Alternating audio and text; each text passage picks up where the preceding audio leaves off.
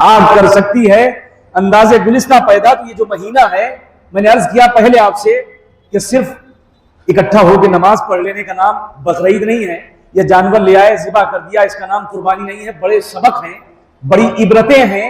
قربانی کا جانور جو ہم ذبح کرتے ہیں، اس ذبح کرنے میں بڑی عبرتیں ہیں، بڑے سبق ہیں، بڑی چیزیں ہیں۔ ان کو ہم سمجھنے کی کوشش کریں، ان سے ہم سبق حاصل کریں، تو ہمیں پتہ چلے گا کہ صرف جانور ذبح کر دینے کا نام ہی قربانی نہیں ہے، بلکہ قربانی کتنے ہمیں سبق دے کے جاتی ہے۔ ایک جانور ہمیں یہ سبق دے کے جاتا ہے، یہ کہتا ہے جانور پکار پکار کے، اے بندے، اے انسان، تو مجھے خدا کی راہ میں خدا کے نام پر لایا، میں نے اپنا سر رب کے نام پر خم کر دیا، جھکا دیا، اور تو نے مجھے ذبح کر دیا، رب کے نام پر کچھ بھی نہ کہا۔ وہ تمہیں سبق دے کے جاتا ہے کہ تو نے مجھے رب کی راہ میں میری گردن پہ چھری چلا دی، میں نے کچھ نہ کہا، میں نے اپنی جان دے دی، اور تجھ سے ڈیلی 5 ٹائم نماز پڑھنے کا مطالبہ کیا جاتا ہے، تجھ سے نماز پڑھنا نہیں آتی۔ وہ جانور جو ذبح ہوا ہے وہ یہ سبق دے کے جا رہا ہے، ہم نے تو اپنی جان دے دی، ہم نے تو اپنی گردن پہ چھری چلوا لی، مگر اے بندے، اسلام تجھ سے کیا مطالبہ کرتا ہے؟ تو اسلام کے مطالبے کو پورا کر رہا ہے یا نہیں کر رہا ہے؟ اسلام جو تجھ سے تقاضے کر رہا ہے وہ تقاضے تو پورے کر رہا ہے نہیں کر رہا ہے؟ اسلام 24 گھنٹے میں 5 نمازوں کے لیے بولتا ہے، اور تجھے فرصت نہیں ہے، تجھے ٹائم نہیں، تیرے پاس وقت نہیں ہے۔ اس جانور کو دیکھو جس نے سر تسلیم رب کی بارگاہ میں خم کر دیا، جھکا دیا، جان دے دی، اور ہم سے آپ سے یہ نہیں ہو سکتا ہے کہ ہم اپنا سر سجدے میں دے دیں، صرف 5 ٹائم اپنا سر سجدے میں دے دیں، ہم سے یہ نہیں ہوتا۔ تو قربانی، جانور کی قربانی، یہ ہم سے تقاضا کرتی ہے کہ جس طرح جانور نے رب کی بارگاہ میں اپنا سر خم کر دیا ہے، اسی طرح بندوں کو بھی چاہیے کہ 5 ٹائم اپنا سر اللہ رب العزت کی بارگاہ میں زمین پہ رکھ کے سبحان ربی الاعلیٰ کی صدائیں بلند کریں، اور سورہ انا اعطیناک الکوثر کا ترجمہ سنیں آپ۔ انا اعطیناک الکوثر، رب تبارک و تعالیٰ فرماتا ہے بے شک اے محبوب ہم نے آپ کو کوثر عطا فرمایا۔ اللہ تبارک و تعالیٰ فرماتا ہے انا اعطیناک الکوثر، بے شک ہم نے اے محبوب آپ کو خیر کثیر عطا فرمائی، فصلی لربک وانحر، تو اے محبوب آپ اپنے رب کے لیے نماز پڑھیے اور قربانی کیجیے۔ دیکھو نا، قربانی کا ذکر انا اعطینا میں بعد میں کیا ہے، پہلے کس چیز کا ذکر کیا ہے بتائیں؟ فصلی لربک، پہلے نماز کا ہے۔ انا اعطیناک الکوثر، بے شک ہم نے آپ کو اے محبوب خیر کثیر عطا کیا، کوثر عطا کیا، حوض کوثر دیا۔ پھر فرماتا ہے فصلی لربک، اپنے رب کے لیے نماز پڑھو، وانحر، اور قربانی کرو۔ پہلے کیا بتایا؟ فصلی لربک، اپنے رب کے لیے نماز پڑھو، پھر فرمایا قربانی کرو۔ قربانی کرنے کے لیے اتاولے ہو جاتے ہیں، گوشت کھانے کو ملے گا نا، 15 20 دن اس کا ذائقہ، مگر اس آیت کریمہ میں، اس صورت میں آپ دیکھیں رب مطالبہ کر رہا ہے اپنے محبوب سے، فرما رہا ہے فصلی لربک، اے میرے محبوب نماز پڑھو پھر قربانی کرو، نماز پڑھو وانحر اور قربانی کرو۔ یہ معاملہ الٹا ہے، پورے سال میں قربانی، بس گوشت کا ذائقہ مل جائے، گوشت کھانے کو ملے، نماز پڑھنا پڑے نہ پڑے، نماز پڑھے نہ پڑھے، اس سے کوئی مطلب نہیں۔ مگر یہ سورت اے لوگوں پکار پکار کے کہہ رہی ہے، قربانی کرنے والوں سے بتا رہی ہے کہ پہلے نمازیں پڑھو، مسجدیں آباد کرو، مسجدوں میں آؤ، اللہ رب العزت کی بارگاہ میں اپنے سجدوں میں سروں کو جھکاؤ۔ جب سروں کو سجدوں میں جھکا کے رب کی بارگاہ میں ربی الاعلیٰ کہہ کے صدائیں لگاؤ گے اور پھر قربانی کرو گے، تو اس قربانی کی روحانیت ہی کچھ اور ہوگی، اس قربانی کا جلوہ ہی کچھ اور ہوگا۔ پورے سال نماز سے کوئی مطلب نہیں۔ جانور آ گیا، گلیوں میں پھر رہا، دکھا رہے لوگوں کو یہ 50,000 کا ہے، یہ 70,000 کا ہے۔ پڑوسی نے دیکھا، پڑوسی نے، اس سے کم تھوڑی ہے، میں یہ 70,000 روپے کا لایا ہے، ہم 1 لاکھ والا لائیں گے۔ کمپٹیشن، قربانی میں کیا کمپٹیشن؟ پھر کہے کہ نیت، اور کیسی نیت؟ جانوروں میں کمپٹیشن چلاؤ گے اگر جانوروں میں، صاحب یہ 1 لاکھ کا لایا ہے تو میں اس سے کم تھوڑی ہوں، میں تو 1.5 لاکھ کا لاؤں گا۔ اسلام سیدھی بات ہی کہتا ہے جو جیب گوارا کر رہی ہے ویسا کام کرو، اعتدال، درمیانہ روی۔ میانہ روی میرے آقا پیغمبر اسلام صلی اللہ علیہ وسلم کی حدیث پاک بھی ہے، خیر الامور اوساطها، میرے آقا نے فرمایا خیر الامور اوساطها، معاملات میں سب سے بہتر معاملہ درمیانی معاملہ ہوتا ہے۔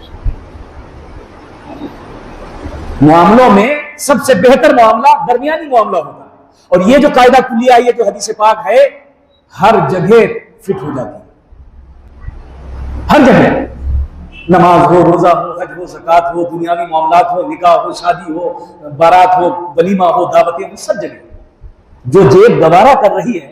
اسلام اعتدال پسند مذہب ہے، اسلام اعتدال پسند مذہب ہے، وہ آپ کے ذہن و دماغ پہ بوجھ نہیں ڈالنا چاہتا، وہ آپ کو مشقت میں نہیں ڈالنا چاہتا، وہ آپ کو تکلیف میں نہیں ڈالنا چاہتا۔ یہ اور بات ہے کہ تم نے خود کو اپنے آپ کو تکلیف میں ڈال لیا ہے، تم نے اپنے آپ ایسے حالات پیدا کر لیے ہیں کہ اپنے آپ کو مشقت میں ڈال لیا ہے۔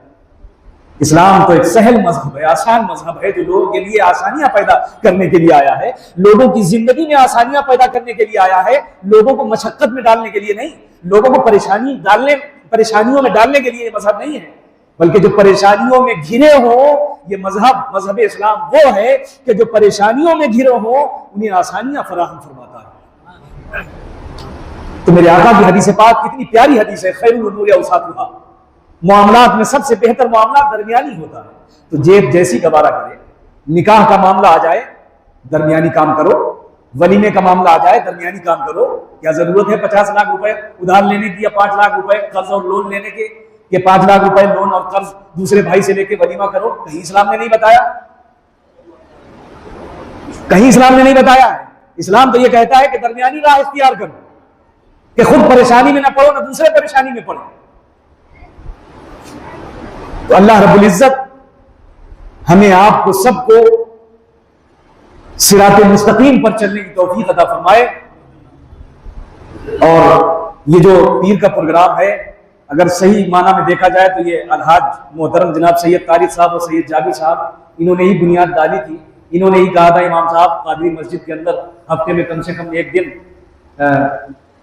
عشاء کی نماز کے بعد پیغمبر اسلام صلی اللہ علیہ وسلم کی باتیں ہو جایا کریں۔ جب سے یہ پروگرام شروع ہے، اللہ عز و جل کی باتیں ہوتی ہیں، پیغمبر اسلام صلی اللہ علیہ وسلم کی باتیں ہوتی ہیں۔ بہرحال جو سننے والے لوگ ہیں وہ بھی ثواب کے مستحق ہیں، اور جنہوں نے اس پروگرام کی بنیاد ڈلوائی ہے وہ بھی نیکیوں اور ثواب کے مستحق ہیں۔ اور میں آپ سے جو بیان کرتا ہوں، اللہ رب العزت کی بارگاہ سے امید کرتا ہوں کہ اللہ تبارک و تعالیٰ مجھے بھی اجر و ثواب کا مستحق بنائے، اور آپ سب کو بھی اجر و ثواب اور نیکیوں کا مستحق بنائے۔ اور اس کا صرف مقصد یہی ہے کہ ہفتے میں ایک دن عشاء کے بعد آپ حضرات بیٹھ جاتے ہیں، ہماری اسلامی بہنوں کے کانوں میں آواز چلی جاتی ہے، تو ایمان اور عقیدے کی باتیں ہو جاتی ہیں، کچھ دل مضبوط ہو جاتا ہے، ایمان میں مضبوطی پیدا ہو جاتی ہے، اسلام سے قربت حاصل ہونے کا ایک ذریعہ بنتا ہے، اسلام کے قریب ہونے کا، پیغمبر اسلام کے قریب ہونے کا ایک ذریعہ بن جاتا ہے۔ بس اسی مقصد سے قادری مسجد میں اس پروگرام کو رکھا گیا ہے۔ اللہ تبارک و تعالیٰ ہمیں آپ کو اس کا اجر عظیم عطا فرمائے، اور جو قربانی کے دن آ رہے ہیں ان میں ہمیں آپ کو چاہیے کہ صفائی ستھرائی کا لحاظ اور خیال زیادہ سے زیادہ رکھیں۔ اب صفائی کی بات آ گئی، ایک بات وہ کہتا ہوا چلو، گھروں کے سامنے تو کوئی بڑی بات نہیں ہے، کوڑا کرکٹ ڈالنا یہ کوئی بڑی بات نہیں ہے، کیا اس پہ کمنٹ کریں؟ سید صاحب، ہماری گلیوں میں جو کوڑے کرکٹ ہیں، مسجد کے سامنے بھی کوڑے کی تھیلیاں لوگ ڈال دیتے ہیں، مسجد کے سامنے کوڑے کی تھیلی، کوڑے کا ڈھیر۔ صبح فجر میں آپ نکل کے آؤ، پیر بچا کے رکھنا پڑتا ہے، ایک تھیلی یہاں پہ ہے تو ایک تھیلی یہاں پہ ہے، بالکل ایسا لگتا ہے کسی نے لائن سے تھیلیاں ڈال دی، بچا بچا کے پیر رکھنا پڑتا ہے۔ کیا مسلمان بھائی، یہ مسلمان کی سبھیتا ہے، یہ مسلمان کی سبھیتا ہے، یہ مسلمان کا کام، یہ مسلمان کی تہذیب ہے، یہ مسلمان کی تہذیب ہے جو مسلمان کر رہے ہیں۔ اوپر سے کوڑے کی تھیلی نیچے ڈالی جا رہی ہے، پھٹافٹ پھینکی جا رہی ہے، پوری گلی میں کوڑے کی تھیلیاں ہی تھیلیاں پڑی ہیں۔ یہ مسلمان کی سبھیتا ہے، یہ مسلمان کی تہذیب ہے، یہ مسلمان کا طریقہ ہے۔ یہ تو کوئی طریقہ نہیں ہے، تو مسلمان سمجھے گا کیسے؟ اتنی سی بات مسلمان کے نہیں سمجھ میں آ رہی کہ اپنا دروازہ صاف رکھو، اپنی گلی صاف رکھو، اتنی سی بات مسلمان کے سمجھ میں نہیں آ رہی۔ مسجدوں سے اعلان بھی ہوتا ہے. کون سی ایسی مسجد ہے جس مسجد سے اس بارے میں اعلان نہ ہوتا ہو کہ اپنی گلی صاف رکھو, پورا کباڑ ہٹاؤ, اپنے دروازے صاف رکھو, دروازے کے سامنے صفائی ستھرائی رکھو. اس کے بعد بھی گلی والوں کی سمجھ میں نہیں آتا ہے, سارا کوڑا کرکٹ اور تھیلیاں کوڑے کی پڑی ہوئی ہیں. میں یہی گزارش کروں گا کہ یہ کام کر کے پورے گلیوں میں ڈال کر خود اپنی بدنامی, مسلمانوں کی بدنامی اور مسلمانوں کے ساتھ ساتھ اسلام کی بھی بدنامی اور اسلام کی بھی بے عزتی ہوتی ہے, مذہب اسلام کی بھی بے عزتی ہوتی ہے. تو اپنی گلیوں کو صاف ستھرا رکھ کے خود بھی عزت کماؤ, دوسروں کی نگاہ میں باعزت بنو, اور کوئی اسلام کے اوپر بھی انگلی نہ اٹھا پائے, کوئی اسلام کے اوپر بھی انگلی نہ اٹھا پائے. وہ کام کرو صفائی ستھرائی کے کہ تمہیں دیکھ کے لوگ درس لیں اور سبق لیں کہ ہاں واقعی اسلام نے جو کہا الطہارۃ نصف الایمان, کہ پاکی آدھا ایمان ہوتی ہے, تو تمہاری صفائی ستھرائی پاکیزگی دیکھ کر دوسرے لوگ کہیں کہ واقعی اسلام جیسے بتاتا ہے صفائی ستھرائی کے بارے میں ویسے ہی مسلمان دکھائی دیتا ہے. مگر صاحب کتنا بھی سمجھا لو, کچھ بھی کر لو, یہ باز آنے والے نہیں ہیں, باز آنے والے نہیں ہیں, بالکل باز آنے والے نہیں. کتنا بھی بڑا ظالم سے بڑا ظالم مسلط ہو جائے ہمارے آپ کے اوپر, مگر یہ سدھرنے والے نہیں ہیں, یہ باز آنے والے نہیں, نہ ماننے والے. اللہ رب العزت ہی حافظ و ناصر ہے ہمارا آپ کا سب کا. وہی ہدایت عطا فرمائے, وہی سمجھ عطا فرمائے, وہی اسباب پیدا فرمائے کہ ہم ہر چیز کا لحاظ اور خیال رکھیں.